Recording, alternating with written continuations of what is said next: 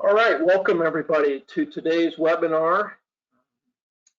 Our webinar today is on water level sensors and technologies, as well as best practices with installations and reviewing sites and installations. Everyone at this point is on mute.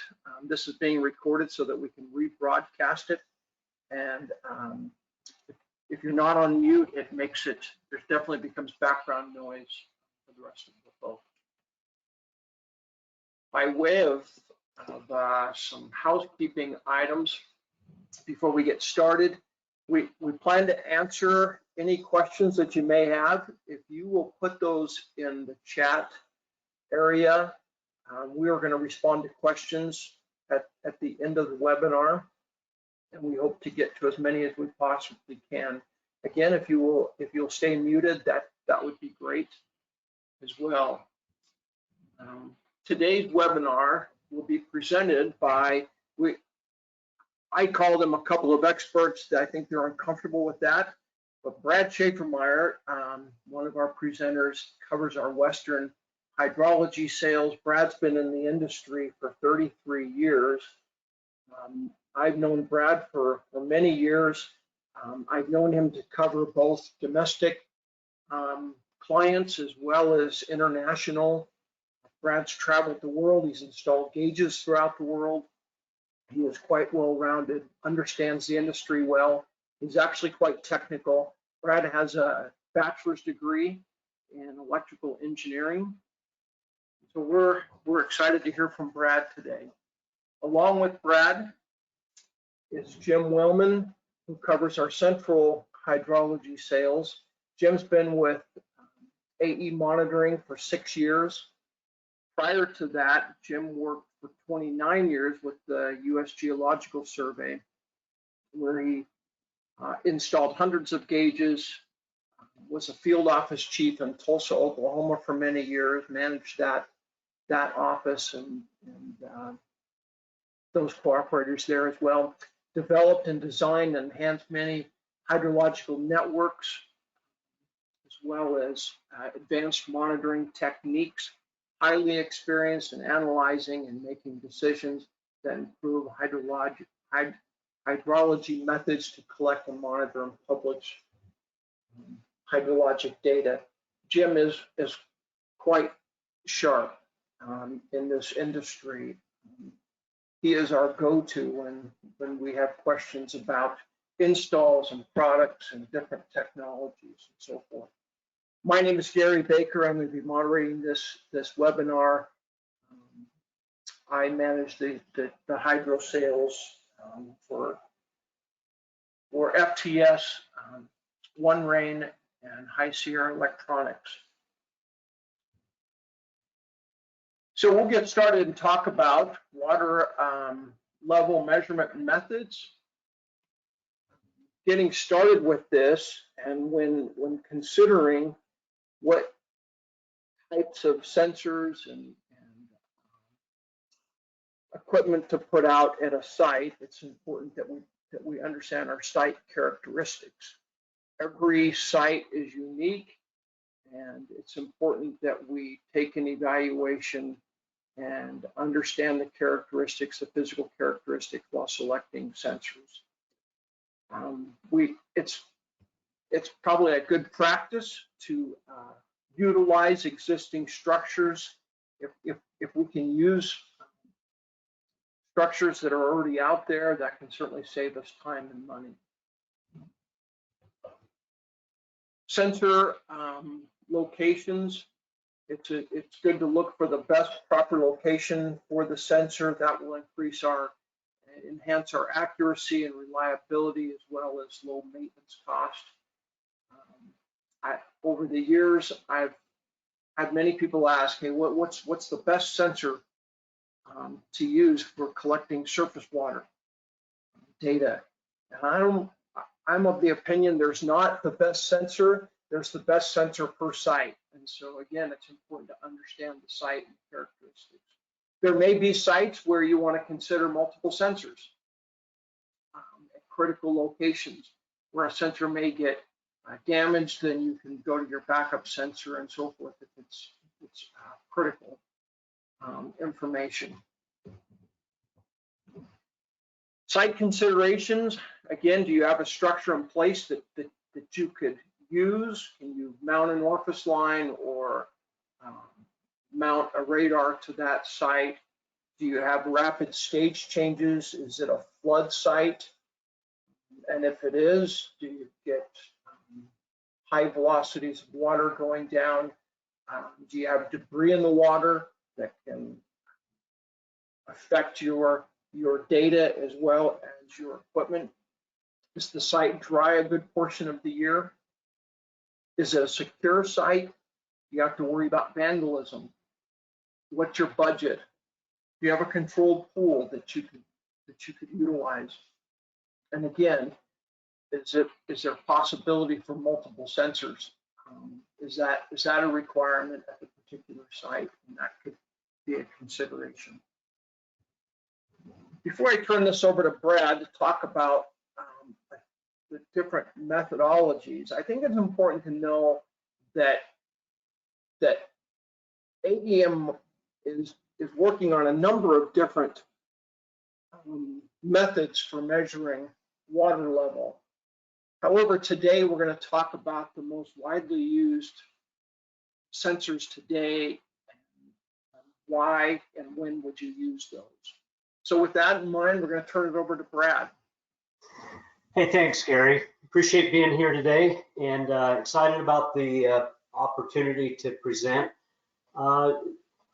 Looking at this slide, you know, there's a lot of technology that's evolved over the years, and for measuring water level. And in the simplest terms, I guess, is many of you may be familiar with looking along the river or involved yourself, but staff gauges are common to be able to view the current reading and have a visual.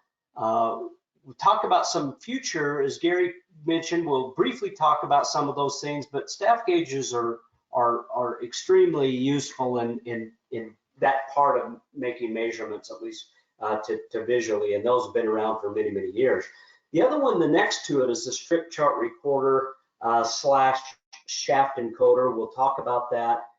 The method of doing this has been around for a number of years. We'll highlight that as well. Then there's the pressure transducer that is common in the industry and in measuring water level in rivers and so forth, and it's been extremely reliable and robust over the many years. Some of the newer things that have come out actually kind of got these switched a little bit, but the radar sensor in the bottom left is come out in the last probably 15 years, and within that it's a non-contact method of measuring water level in rivers.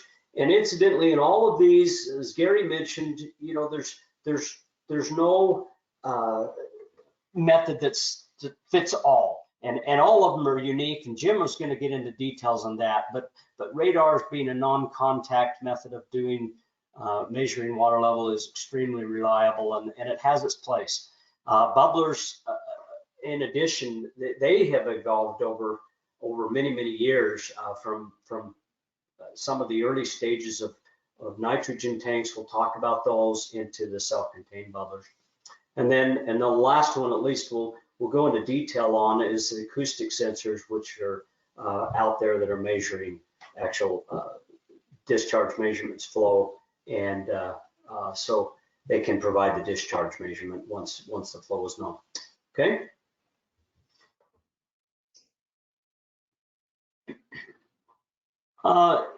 As mentioned, the reference gauges, we'll talk about these briefly.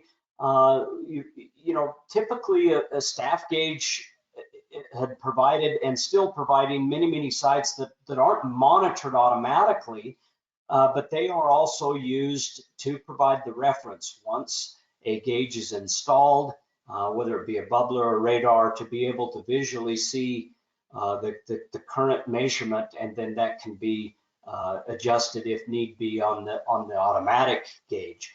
The same thing is true with the reference.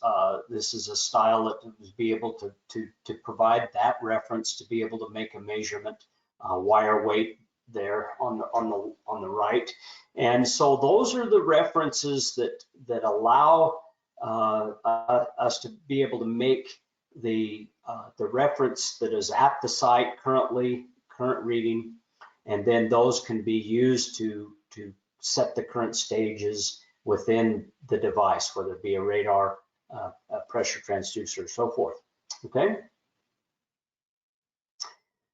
Talk a little bit about the shaft encoders, and incidentally, some of the early shaft encoders included the wheel that had the pin and be able to record that, and it was on a drum. It's not shown, it was shown in the previous one, but they have been around since the 1900s. And they have been just extremely robust, and there's many out there that are still in use today. This provides, more recently, beyond the 60s, was digital encoders, which is in the middle photo there, and they provided the means, and they still do today, provide the means to be able to be used using a wheel. It involves a wheel with a counterweight and a tape, either a beaded tape a tape or a beaded cable with a float. And they're typically installed in a gauge house, and there's thousands and thousands of gauge houses in operations in the 1900s, and they were built to be able to house these encoders, these tapes, systems there. And the advantage of putting them inside of the gauge house was, if you look at the bottom, the right picture on the right, it had the intake pipes that would actually stabilize, and actually stabilizes the reading within that gauge house, and allows for the float to rest a little, so it's not as violent inside that gauge house that the river may provide on the water surface. And so they've been extremely reliable. They're still being used today. We won't go into a whole lot of details in encoders, other than mentioning that they are out there, that we still can provide those as well. And again, these devices provide either a sensor only, or they can be a logging device as well. There are encoders out there that log the data as well, but typically they are installed as a sensor and then connected to a data collection platform as shown in that photo. And then they typically provide either a display readout or no readout at all. And that's kind of a summary of encoder, how they operate, and their use. Next is the pressure transducer. And the pressure transducer, there's a couple of different types, and we'll talk about those briefly, but the theory behind pressure transducer is that they are, of course, mounted in the lowest portion of the water, and they do need to be secured at the bottom or the lowest point up above the silt that builds up typically in those types of applications. Jim will explain some of those details.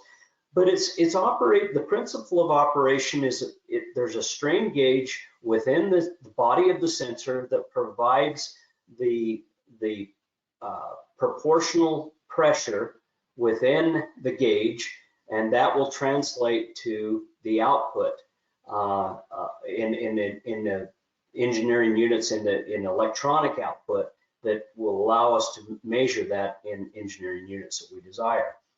There are two types of gauges, PTs, that are out there, and those are either vented or non-vented.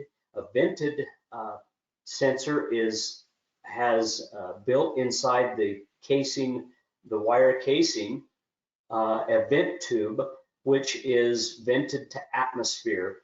And obviously, if you're measuring some pressure inside the water, in the body of water, you do need to vent that externally to be able to compensate for any changes within pressure in the air.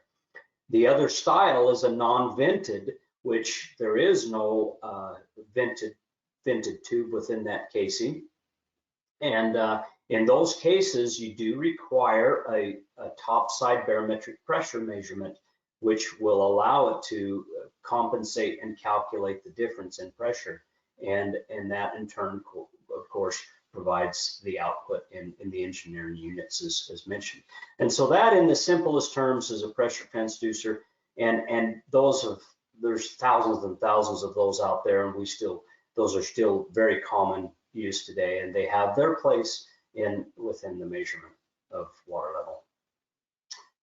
And now I'll turn the time over to Jim. Hey, thanks, Brad. And thanks everybody for joining the webinar today and taking time out of your day.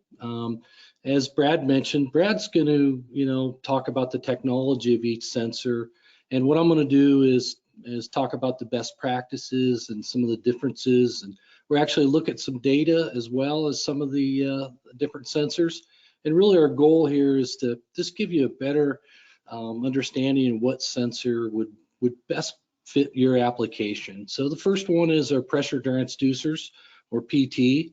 It's ideal for small watersheds, accurate during normal and rapid stream stage, simple setup, connection to external logger. It's quite simple. You just hook 2 or 3 wires to your logger, and then water temperature output in addition to your water level. And that doesn't come with every manufacturer PT, but it is an option, and it could be useful to better manage your PT. For example, you can utilize the temperature portion of your PT to see perhaps if your PT is out of the water. You can monitor the ambient air and give an idea that, hey, my PT is out of the water. Also, the PT provides a lower cost sensor.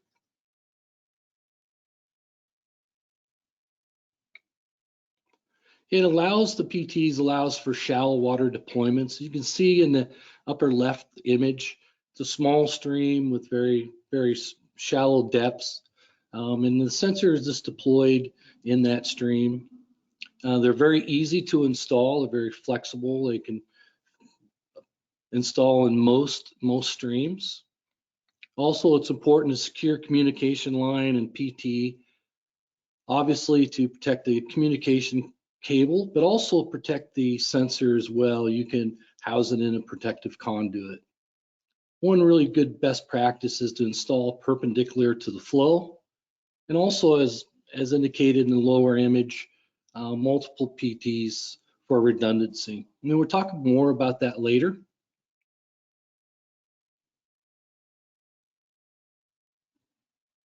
So one of the best practices is to, for your PT with the atmospheric vent tube, is to replace desiccant regularly. If you fail to do so, moisture can get into the vent tube and cause some erratic readings or possibly drift.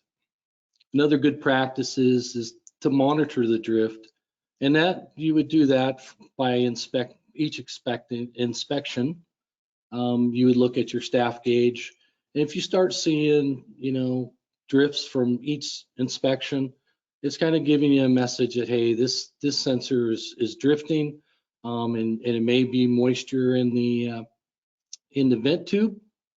And also monitor erratic readings. So, all of a sudden your PT is going along well, and all of a sudden you see some erratic readings, and it's really the PT saying, hey, I probably have some issues, whether there's some moisture in the sensor or possibly it's buried. But it's a good indicator to look at those erratic readings, and it's generally giving you an indication that something's wrong with your PT.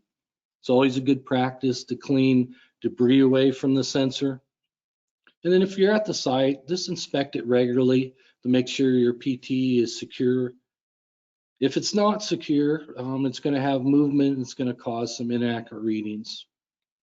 Also, you want to check your manufacturer recommended calibration. Each vendor is different. Some vendors suggest to send them back for calibration.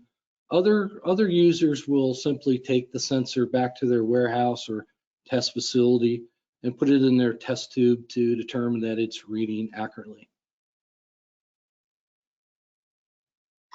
Hey, thanks, Jim. Good information about the PTs. Really valuable. We're going to switch over now and talk about the bubbler. The bubbler kind of has an interesting history in where we're at today with self-contained bubblers. But back in the day, years ago, the bubbler, and still today, because they are still being used in the method that's shown on the left, the bubble gauge, the technology and how the measurement is made was designed to sense the water within the column of water through a vent tube installed at the lowest point in the water. And in this case, the nitrogen tank provided the pressure, and then of course a pressure regulator to be able to regulate that flow of air, and that flow, of course, will go through out the orifice into the water, and then it would require a pressure sensor to make that was an external pressure sensor, similar to what basically a PT, that would make the pressure measurement that how much pressure it was required to force a bubble out the end of the orifice. And of course, it was, once that pressure is made, then it was converted, of course, to the engineering units that's desired. And so that, in the simplest terms, that is how the early bubblers were operated. And again, there's still many that are still out there operating just in this exact manner. However, over the years, technology has changed, and many manufacturers out there have developed a self-contained bubbler system that allows all of those things on the left to be housed in one box that includes a tank, a pump through a manifold, and provides automatic bubble rate flow and control through that box. And again, it directly correlates to the level of the body of water that is placed in. And within the bubbler is the ability to make bubble rate adjustments, setting stage. Currently, many manufacturers out there have displays to be able to set that stage based on those staff reading gauges previously mentioned. And they provide the extremely reliable method of measuring water level. And Jim's going to get into some more detail on that as far as those applications. Incidentally, the other important thing with self-contained bubbler systems is the need to have dry air flowing through that system, and that provides basically a laboratory with no electronics in the water, a laboratory measurement, if you will. Okay. Hey, thanks, Brad. So on the image here is a typical bubbler gauge that's installed not on a structure, but in near the river on a bank. As you can see, the gauge hut in the darker gray image, that's going to be your bubble system. And actually, how it operates is the orifice line is downward into the buried in the ground, and it's in a downward fashion. And then at the end of the orifice, as you can see, the bubbles in the water, that's going to be your end of your orifice. Bubblers provide accurate data for a wide range in stream stages. There's a lot of bubblers out there throughout North America. It allows flexible insulation for various applications, whether in this case would be a stream, reservoir, estuary. There's just a lot of applications for the bubbler. One of the advantages is lower maintenance cost. Sensor is safe and secure inside the gauge. As Brad mentioned, you don't have your sensor electronics in the water. The bubbler is safe and secure inside the gauge hut. If an orifice line is damaged during a hydrologic event, there's no need to replace the sensor. You would just rework the end of the orifice line. Orifice line repairs are less expensive than sensor replacement and easy to repair.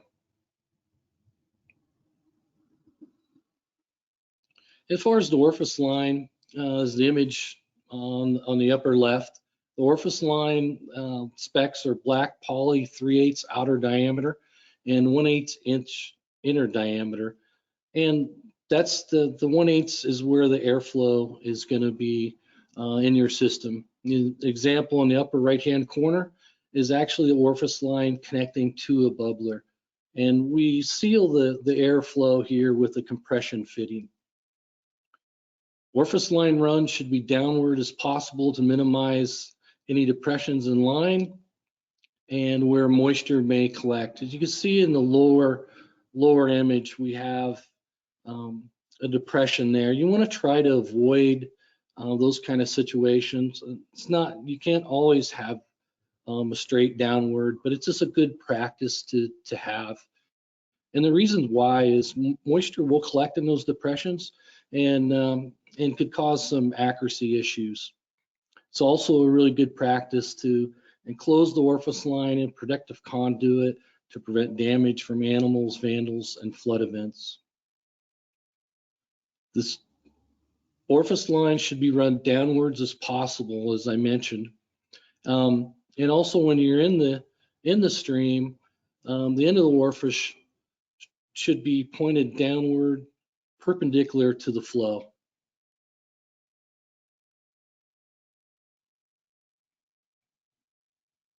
Also, it's a really good practice is to place the orifice as close as possible to the reference gauge and in calm water.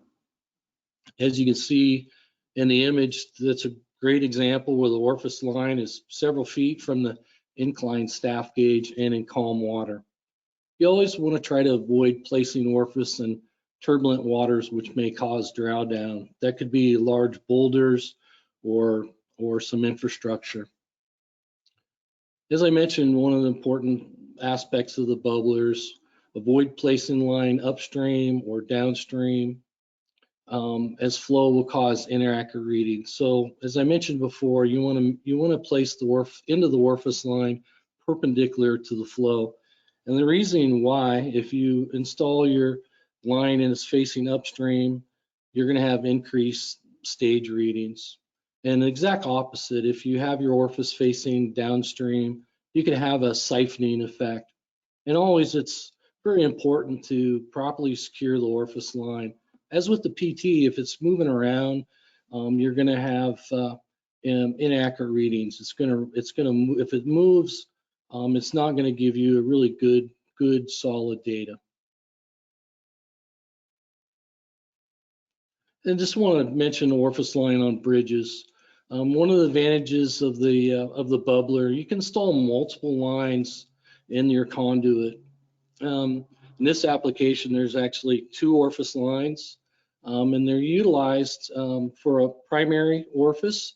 And if you do have issues with the orifice line, whether it gets damaged or plugged, you can just easily go to the site and switch over to the secondary line. It just gives you a backup sensor, so to speak. One thing to be aware of with high velocities and or debris lodged upstream of piers, variable drawdown may occur. We're going to talk about that later. As you can see in this image, we have an orifice line installed in this pier. There's slight drawdown there. And as I mentioned, we're going to talk about drawdown and the effects later in the presentation. Just some of the benefits of the bubbler. It really does provide accurate data over range and stage, whether it's really low or extreme high flows. It's a versatile sensor for a variety of hydro applications. As I mentioned before, the actual sensor is safe and secure in the gauge house. It also allows for lower maintenance and sensor replacement costs. Ideal sensor for base flow, flood events, or long-term deployment. And I have a couple graphs here. The graph on the left is just some minor rises and you can see where the bubbler is tracking nicely with a good trace. And then the image on the right is, about a 30-foot rise. And as the graph indicates, this does a nice job with collecting the data, and it gives a nice trace of the river flow.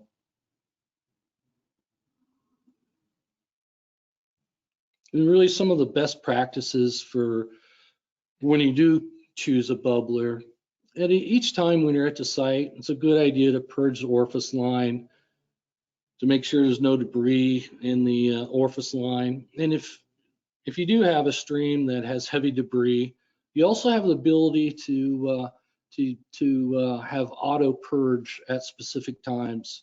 So simply how this is executed is at a certain time, whether it's once a day or once a week or once a month, your bubbler can be activated to have automatic purges to make sure that line is clear. Another important best practice to remember is to ensure desiccant is regularly replaced. As Brad mentioned, we want dry air going through the system, and if moisture is in that system, can cause some issues. So it's good practice to look at your desiccator, make sure you have fresh desiccant there, and replace regularly. Also, inspect the orifice line periodically. If orifice is buried in sediment for extended period, one of the things you could do is just purge multiple times. Sometimes when the orifice line is buried, there may be some sand particles or sediment inside the orifice line, and multiple purges generally will get rid of that debris. But sometimes you may have to purge and run a small wire to dislodge any sediment. It's just a good practice if your orifice is plugged. Hey, thanks, Jim. Good information about the bubbler. Bubblers are extremely effective and have their place, obviously. We'll shift over to the radar right now and talk a little bit about the technology of radars. And obviously, it's shown by this picture. Hopefully, it's self-intuitive here. But the radar is designed to be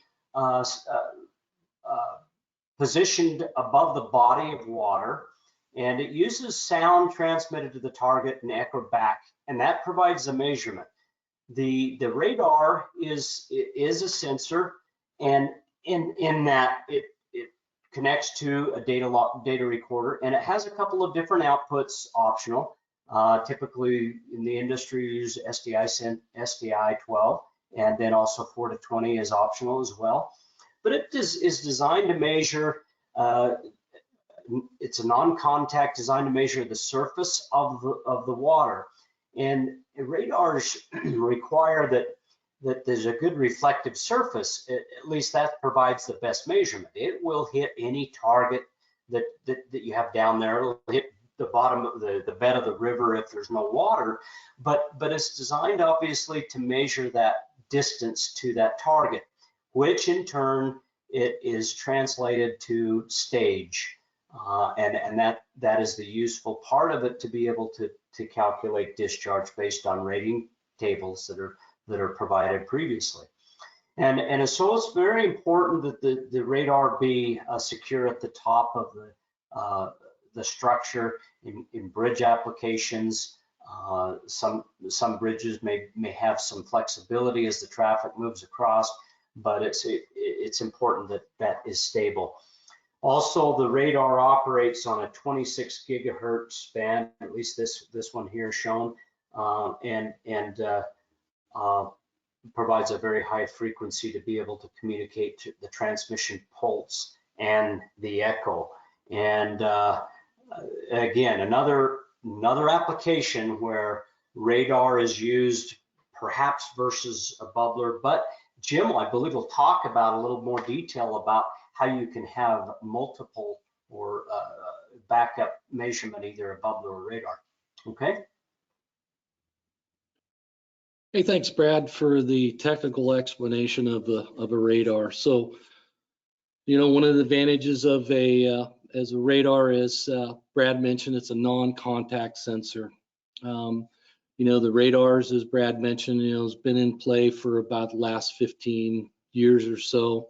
They really have got to be very popular. One of the reasons is that it minimizes, eliminates damage and fouling from floating debris and sediment, reduces insulation and maintenance cost, and provides good level of accuracy over a wide range of stream stages. And as the image here, this clearly shows a radar installed over a body of water on a bridge structure. And it's just a good explanation of a radar application. We're going to talk more about some of the applications here in upcoming slides.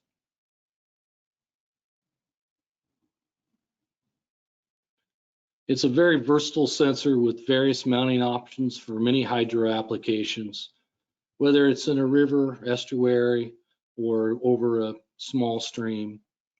They're extremely reliable and accurate during major flood events. And just in my view, for medium and large flood events, the radar has been really the most accurate that I've used over the last 30 some years.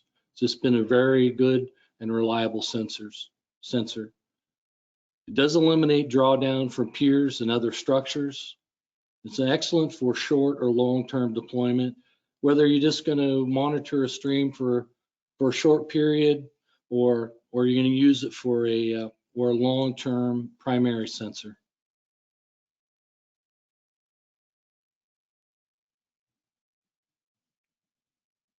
Some of the best practices when you're installing a radar is to ensure the radar is level. Most manufacturers provide a level with the radar.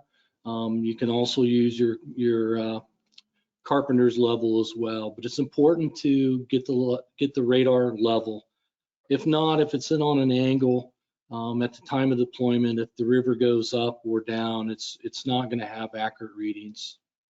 The other best practice is you want to make sure there's no obstructions of the radar beam. If there's this minor obstructions like a ladder that's partially blocking the radar beam, there are settings inside the radar where you can have blanking distances. And how blanking distances works is you measure down to the obstruction. You take that measurement and insert it in the radar firmware, and then it's able to block that obstruction out of the way and still read data, still read good river data. Also, you want to make sure you properly ground a gauge. After all, you have a sensor out there in the middle of the bridge, and with proper grounding, you're going to eliminate any kind of electrical issues. So I haven't seen really direct hits to the radar, direct lightning strikes, but what you will have is some residual or static electricity in the area during large thunderstorms that may cause issues with the radar. So again, just make sure your gauge is properly grounded. And the other issue you need to be aware of is the wind effect. So how can you have a wind effect with a radar sensor? Whenever you have a low velocity pool that is subject to major wind events, or even medium or moderate winds, you can have some what we call minor decline in stage. And I'm going to show you a graph that depicts the wind effect. So in this graph here, as you can see at the left portion of the graph, you have a nice rise, it's tracking well. And as you go down the stage and you get to September 27th, you have some dips in data. So that right there is a good signal of that you have some type of wind effect going on. And what the radar senses is it tends to sense the trough of the wave, so you have a minor decrease. So your reading could be reading fine. You have some wind kicking up, causing some waves, and you're going to have a decline in data. When the wind recedes, the radar will come back to a normal stage. So it's just something to be aware of when you're deploying radars. If you have, as you know, low velocity pools may not be the right application for your project. As Gary mentioned earlier in the presentation, is the use of multiple sensors. And so I just want to highlight that in the next couple slides and show you some applications. And so they're extremely useful during major hydrologic events. You can see these images here. You have catastrophic flooding. And so having that extra sensor or backup sensor is just extremely important to the emergency managers, forecasters, or local entities. And really what it does, it gives them greater confidence in the data to make critical decisions. You know, major flood events can cause damage to infrastructure or sensor. So having that backup sensor is just, it's a good practice to have.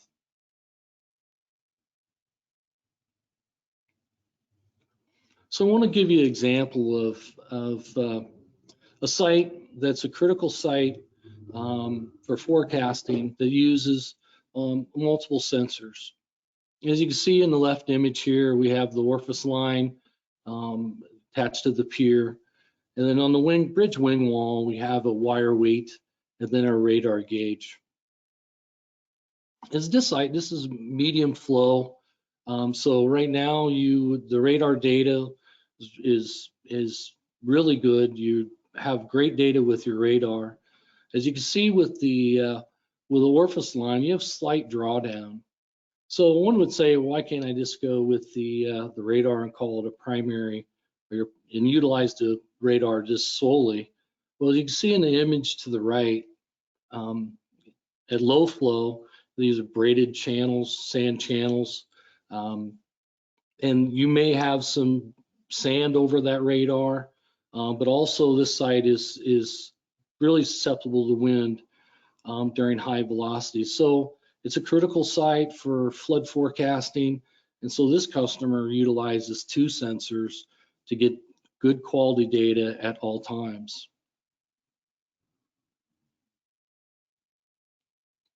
And I mentioned drawdown, and I just want to share this with you. This is a radar and bubbler. The radar data is blue, and the bubbler data is orange. As you can see throughout the peaks, the blue is always higher than the orange, and what that is a good example of drawdown data from the bubbler. As you can see in the on the 22nd, on the left-hand side of the graph, you can see the radar is probably close to a foot difference in the bubbler, and then this clearly shows the drawdown of the bubbler. And again, this is a site to where it's critical, and the user wants using a combination to make sure they have quality data at all times.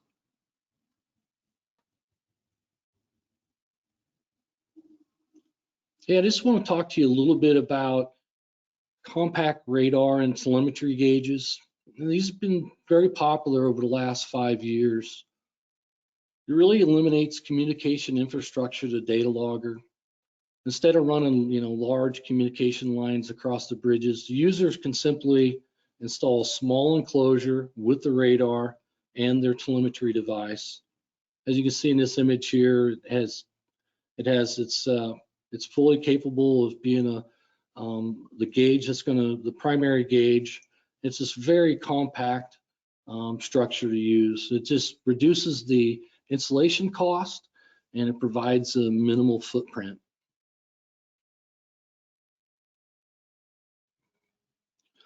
Over the last probably 3 to 5 years, the rapid deployed gauges have been really popular, and the RDGs really was primarily in use with large hydrologic floods or hurricanes being forecasted. And they're utilized to augment gauge networks during extreme coastal or riverine flooding, provide situation awareness and support to emergency managers and forecasters, maintain data flow when equipment is damaged, and quick and easy to install. A lot of our users actually have these pre-made in their warehouse, and when there is a large hydrologic event, they will we'll deploy these either at new locations or locations where the gauge has had some significant issues. So it's just a really good system to have. They're fairly inexpensive. You know, when you have a large hydrologic event, to be able to have this system in place and you can easily deploy it, is very beneficial. As you can see in the images, they have quick mounts to go on the bridges. Some are measuring met, some are just regular measuring river stage, but it's just a good system to have for a backup. Thanks, Jim. Good information. So our last one that we want to talk about is the hydroacoustic sensors, and these have come on in the last several years and provide another means, although they're a little bit different technology and as you know, and what they do. These sensors provide the measurement to measure velocity in the body of in the river, and typically there's applications that you would use that, and they of course provide, once they provide the velocity, they can provide the discharge and flow patterns within that column of water. And again, extremely interesting and useful sensors in today's world, and they have their place as well. And the sensor on the right is, of course, similar to a radar, other than the fact that this sensor actually provides a flow measurement, or a velocity measurement, I should say. And so that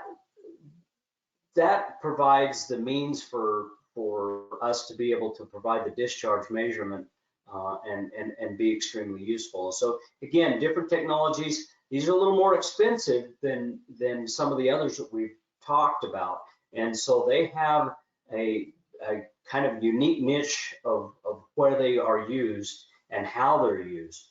And we'll turn that over to Jim to explain some of that. Thanks, Brad. As Brad mentioned, the use of the hydroacoustic sensors, you know, they've become more popular, and really one of the reasons why the hydroacoustic sensors are being utilized is where non-traditional methods are unable to collect data that's useful for discharge. The acoustic Doppler velocity meters, ADVMs, are acoustic current meters that use the Doppler principles to measure water velocities. Water velocity measured by a hydroacoustic current sensor can be used as an estimator or index of the mean velocity in a stream or river to compute discharge.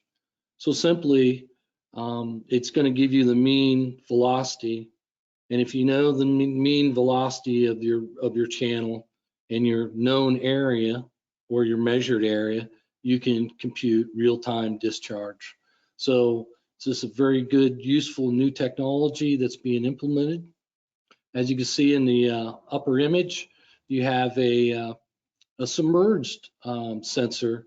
That is really how it works. It's, as Brad mentioned, it's going to go take samples throughout the channel, and they're collected in cells, and the sensor analyzes these velocities and is able to compute a mean velocity. So that's a good example of the submerged sensor. And then there's new technologies out that are non-contact that will measure the velocity of the surface.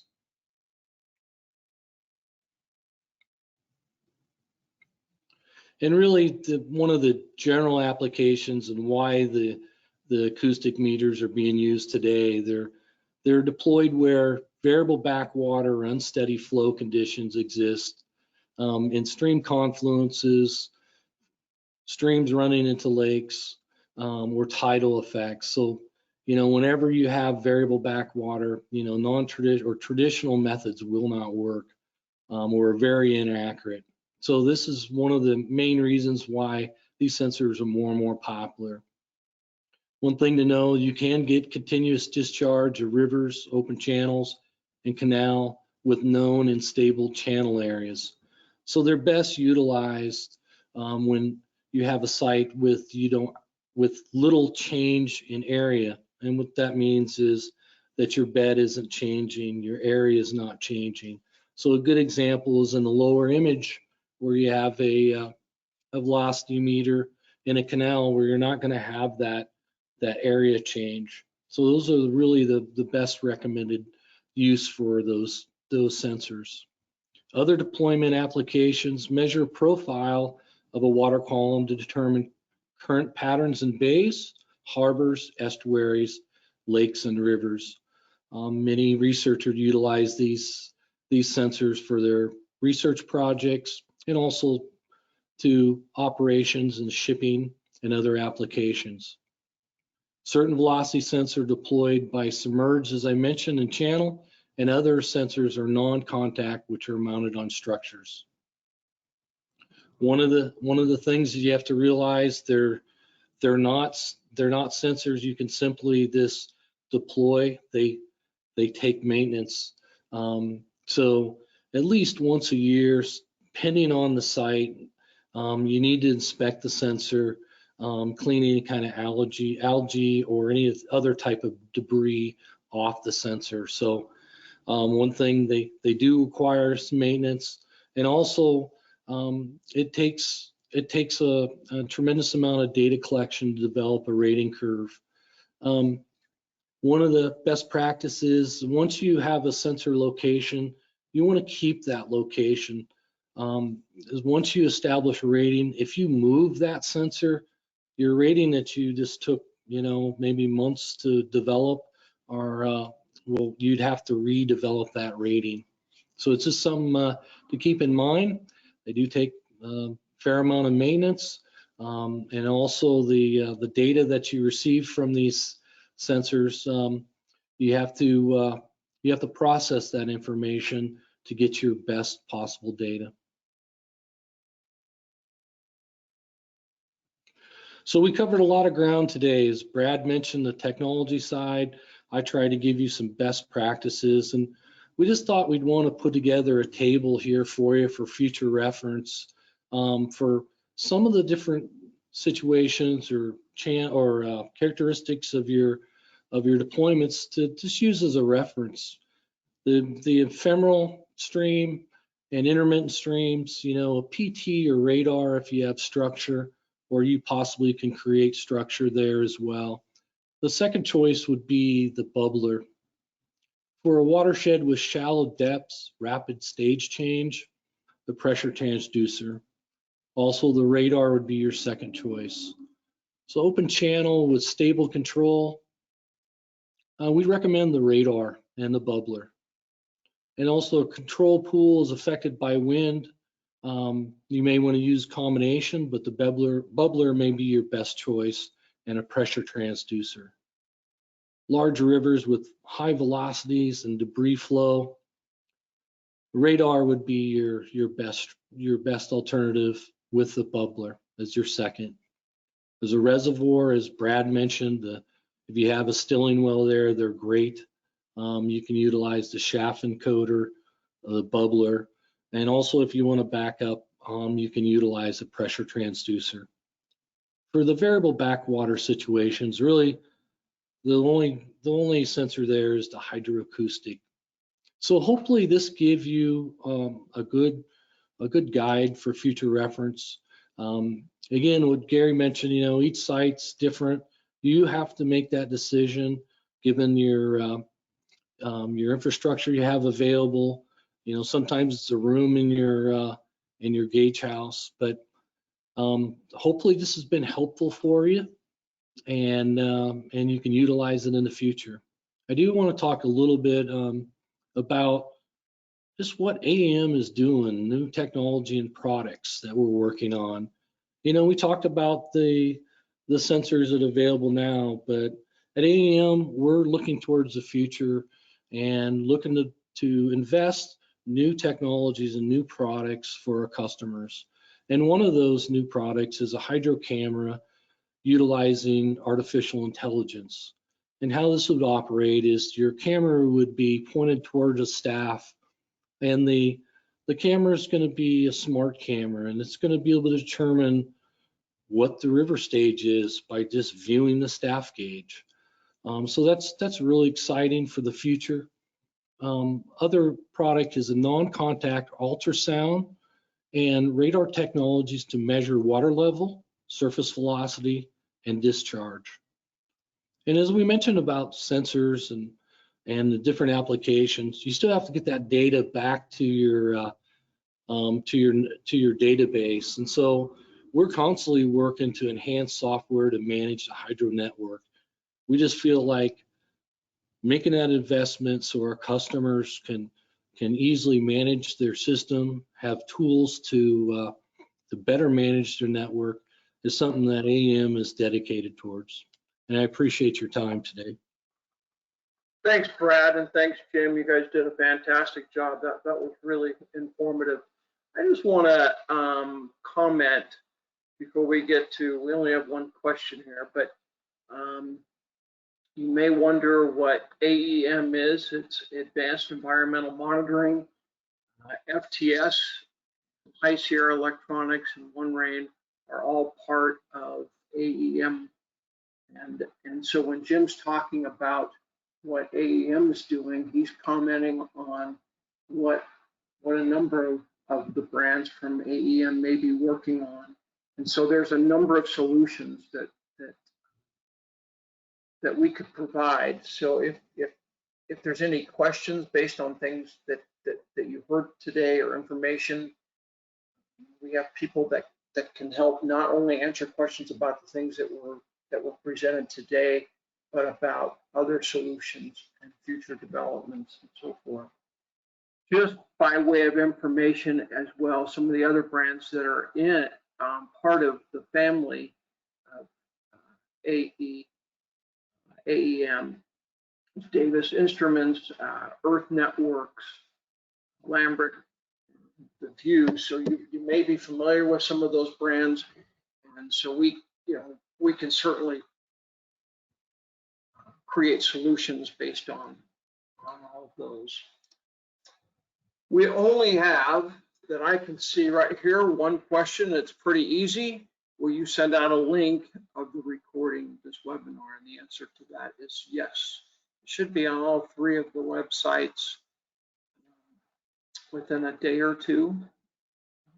If anyone would like it sent to them directly, just let one of us know, and we could certainly get it out to you. This is our contact information, Brad, Jim, and myself. If you'd like to get with one of us or, again, anyone else in the company, please let us know, and we'd be happy to chat with you about different types of solutions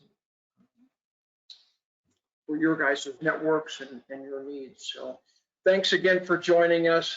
Been fantastic. We're glad you took time out of your day.